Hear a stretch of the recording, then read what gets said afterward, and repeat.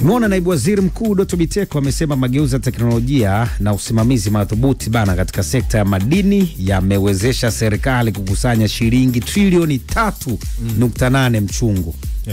Trilioni 3.8 katika kipindi cha miaka minne, sawa na 96% ya lengo la Wizara ya Madini. Na akizungumza wakati wa kufungua maonyesho ya 8 ya kitaifa ya teknolojia ya madini, Dr. Biteko amesema mabadiliko hayo bwana yamejidhihirisha zaidi kwa wachimbaji wadogo ambao mchango wao umeongezeka kutoka 20% mwaka 2020 hadi 40% mwaka 2024, huku mapato yao yakiongezeka kutoka 6.8 hadi 10% katika kipindi hicho.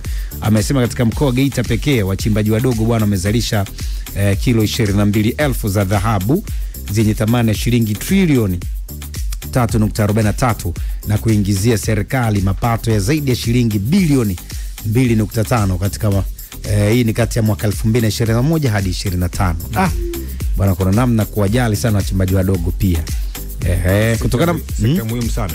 Anasema kutokana na mafanikio hayo serikali imeanzisha masoko ya madini 43 na vituo vya ununuzi 109 ili kurahisisha biashara na kuongeza ushirikiano wa Tanzania katika mnyororo wa thamani kuanzia utafiti, uchimbaji, uchenjuaji hadi biashara. Amesema katika kukuza sekta hiyo na kuongeza thamani ya madini yatakayozalishwa, viwanda 8 vya uchenjuaji na usafirishaji madini vimeanzishwa nchini kwa ajili ya dhahabu, shaba na nikel, hatua ambayo inalenga bwana kuongeza thamani ya madini ndani ya nchi. Hili ni jambo jema, tuwapongeze, sio? Kabisa.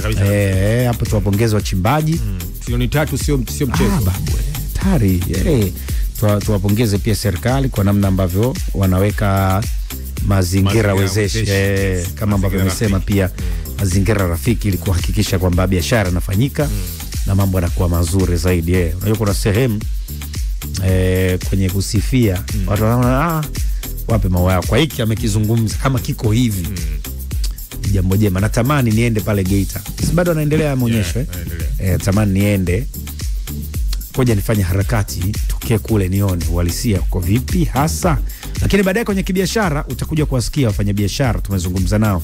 Kwa hiyo endelea kuwa nasi kwenye kibiashara zaidi pale baadaye.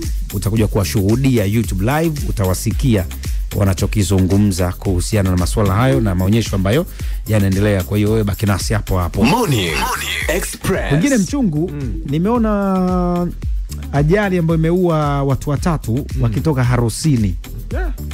Sasa najua sio mara ya kwanza pia hizi za harusi unakuta familia imeondoka. Familia bana, sasa wapenzi wameondoka. Kuna ile wametoka kuchumbiana. Wametoka kuchumbiana wengine wale unakumbuka. Kuna ule mwingine ndo alikuwa anaenda kufunga ndoa sasa akafariki njiani. Natokea sasa wakati muona hii jana kuna mtu anaongea anambia au watu wa zamani walikuwa na maana sana. Unajua zamani sisi kulikuwa na ile tamaduni fulani, ndugu hamsafiri pamoja. Utasikia bwana, wewe panda boti ya saa 4 mimi napanda saa 6 tupishane. Natokea Zanzibar hapo. Eti panda boti ya saa ngapi? Saa 4 saa 6. Anyway bana, tutoe pole sana kwa familia ambazo zimepoteza ndugu na jamaa zao, lakini kikubwa ni kwamba mkuu wa wilaya ya Moshi Godfrey Mzava bana amethibitisha vifo vya watu 3 na majeruhi 6 kufuatia ajali ya gari aina ya Noah walikuwa wakisafiri kutokea harusini mkoani Tanga. Dr. Mzava amesema ajali hiyo imetokea Jumapili jana Septemba 28, 2025 katika eneo la njia panda wilayani hapo, baada gari lao aina ya Noah hiyo ambayo ilikuwa ikitokea Korogwe mkoani Tanga kugongana uso kwa uso na lori lenye tela lilokuwa linatokea Arusha kuelekea Tanga. Waliofariki dunia wametajwa kuwa ni Samuel Nyerembe mwenye miaka 44, mkazi wa Bunite, ambaye pia alikuwa dereva wa gari hiyo. Rebeka Tarimo miaka 29, mkazi wa Soweto. Yuko pia Mazimu Farid, mkazi wa huko Bunite. Aidha majeruhi wametambulika pia na wenyewe na aliwataja pale. Kikubwa tutoe pole sana kwa ndugu jamaa na marafiki katika hiko ambacho kimetokea, sio? Kabisa. Lakini jambo la msingi pia ili sote mambo akae vizuri. Bwana, tazame taarifa nyingine. Kampeni zinaendelea, lakini nafikiri tutakuja kuzitazama hapo baadaye. Muda wangu sio mzuri sana, lakini bwana, mtu mmoja mkazi wa Mikocheni hapa Dar es Salaam anatarajiwa kufikishwa katika vyombo vya sheria baada ya kubainika kutumia umeme bila kulipia gharama halisi. Umeelewa hapo mchungu? Bila kulipia gharama halisi baada ya kutumia ama kukutwa bwana amechepusha mita 2 za njia 3, jambo ambalo ni kinyume cha sheria. Lakini pia kitendo hicho kinasababisha hasara kwa shirika la umeme Tanzania TANESCO kwa kukosa mapato halali. Jamaa bwana wamekuwa na operation zao hawa TANESCO sasa. Usiombe bila kufuata sheria. Usiombe ndugu yangu, usiombe kabisa. Utumiaji umeme unapita njia zisizo salama.